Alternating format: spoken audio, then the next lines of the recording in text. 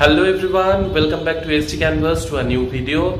তো আশা করি সকলে খুব ভালো আছো আর সকলের প্রিপারেশন যেমনকার খুব ভালোই চলছে। তো আজকে এই ভিডিওতে আমি নবোদয় বিদ্যালয়ের যে রিক্রুটমেন্টের নোটিফিকেশন আসবে, ভ্যাকেন্সি কত ক্রিয়েট হয়েছে সেই সব বিষয় নিয়ে আলোচনা করব। আর নেক্সট ভিডিওতে আমি বিহার সম্পর্কে যে রেগুলার আপডেট দিই সেটা সম্পর্কেও আপডেট দেব। এই ভিডিওর পরেই একটা ভিডিও আবার আসবে।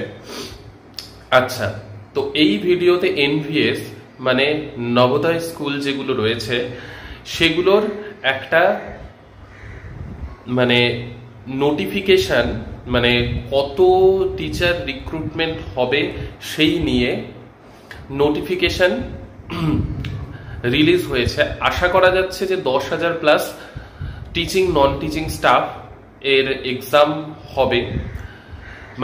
দেখতেই পাচ্ছ যে আমাদের ওয়েস্ট বেঙ্গল রাজ্যে এই মুহূর্তে এসএসসির ভরসা সেই রকম নেই, বা এসএসসি কবে হবে তার কোনো আপাতত কোনো কিছু জানা যাচ্ছে না, খবরাখবর নেই।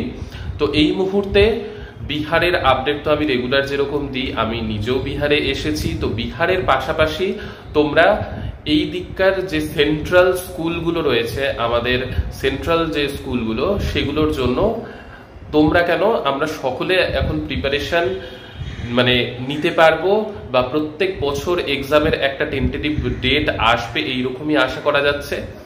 তো এইবারকার যে টেন্টেটিভ ডেট সেটাও বেরিয়ে গেছে, সেটা আমি এখানে দিয়ে দিচ্ছি, দেখে নাও। তো এই বছরের একদম লাস্টের মধ্যে 31 ডিসেম্বরে ফাইনাল মেরিট লিস্ট চলে আসবে, কারা কারা চান্স পেল। আর 15 জুলাই নোটিফিকেশন চলে আসবে, সেই দিন থেকেই অ্যাপ্লিকেশন স্টার্ট হয়ে যাবে। সেপ্টেম্বর মাসে এক্সাম হবে, অক্টোবরে রেজাল্ট বেরিয়ে যাবে 31 অক্টোবরে, দেন নভেম্বরে হবে ইন্টারভিউ, তারপরেই ডিসেম্বরে ফাইনাল মেরিট লিস্ট। তাহলে কত দেখতেই পাচ্ছ কত ফাস্ট একদম এক্সাম শিডিউল জারি করে দেয়া হয়েছে।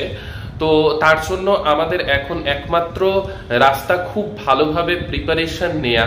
বিহারের জন্য যারা প্রিপারেশন নিচ্ছ তারা তো নিচ্ছই, যদি বিহারে সিলেকশন হয়ে যায় ভালো, তার সাথে সাথে সেই প্রিপারেশনটাকে আরো ভালোভাবে বজায় রেখে এনভিএস এর জন্য আমরা সকলে প্রিপারেশন চালিয়ে গেলে সেই এক্সামেও বসে আমরা ক্র্যাক করার একটা রাস্তা তৈরি হলো।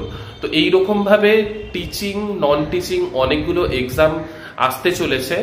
তো এইখানেও আমি একটু ডিসকাস করতে চাই কয়েকটা ব্যাপার নিয়ে, যে পিজিটি টিজিটি, যেমন বিহারের এক্সামগুলো তোমরা দেওয়ার জন্য অনেকের টিজিটির ব্যাপারে কনফিউশন ছিল অনেকের, যে সায়েন্সের টিচার ম্যাথের টিচারের জন্য সাবজেক্ট কম্বিনেশন কিরকম দরকার। তো বিহারে যেই রকম সাবজেক্ট কম্বিনেশন ছিল, যেমন টিজিটি সায়েন্সের জন্য তোমার যদি ফিজিক্স অনার্স থাকে তাহলে কিন্তু তুমি টিজিটি সায়েন্সের জন্য অ্যাপ্লিকেবল নও, কিন্তু আবার বায়ো যদি থাকে তাহলে তুমি টিজিটি সায়েন্সের জন্য অ্যাপ্লিকেবল। আবার ম্যাথের টিচার হওয়ার জন্য যারা ফিজিক্স বা কেমিস্ট্রি অনার্স নিয়েছে তো তারা কিন্তু সেটা তো অ্যাপ্লিকেবল নয় কোথায়, এনভিএস এর জন্য। কিন্তু বিহারের এক্সামে কিন্তু যাদের ফিজিক্স বা কেমিস্ট্রি অনার্স রয়েছে তারা ম্যাথের এক্সাম দেওয়ার জন্য এলিজেবল। এই জায়গাটায় একটা পার্থক্য রয়েছে বিহারের এক্সাম আর এই কেন্দ্রীয় সেন্ট্রাল যে এক্সাম এনভিএস এর মধ্যে। আর বাকি পিজিটি লেভেলের এক্সামে যার যা সাবজেক্ট রয়েছে সেই হিসেবে, যেমন আমাদের আমার ফিজিক্স, তো সেই হিসেবে ফিজিক্সের অপশন যেগুলো রয়েছে, ইএমআরএস এ যেমন অপশন ছিল না, কিন্তু এনভিএস এ কিন্তু অপশন রয়েছে, physics, electronic science, applied physics, তো নিউক্লিয়ার ফিজিক্স, এগুলোর মধ্যে থেকে যদি কারো এমএসসি থেকে থাকে তারাও অ্যাপ্লাই করতে পারবে ফিজিক্সের জন্য। সেটাই হয় বেশি, কেভিএস এর এক্সামেও, কেন্দ্রীয় বিদ্যালয়ের এক্সামেও সেটা হয়, এনভিএস এর নোটিফিকেশনেও তাই রয়েছে। তো ব্যাপারগুলো হচ্ছে এই। তো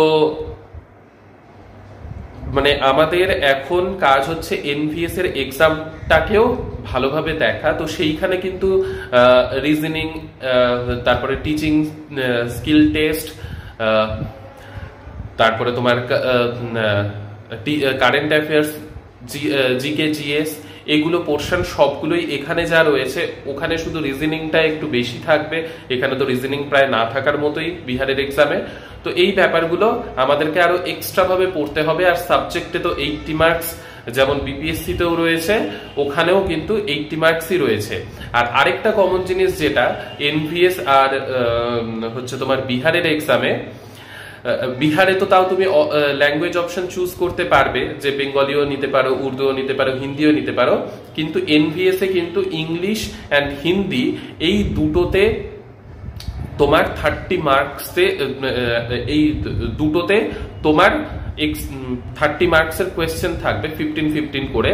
তো সেইখানে তোমার প্রত্যেকটা সাবজেক্টে 40% মার্কস পেতেই হবে, মানে 6টা করে কোয়েশ্চেন তোমার কারেক্ট হতেই হবে হিন্দিতে, অ্যান্ড 6টা কোয়েশ্চেন ইংলিশে। তো এই হচ্ছে প্যাটার্ন এনভিএস এর।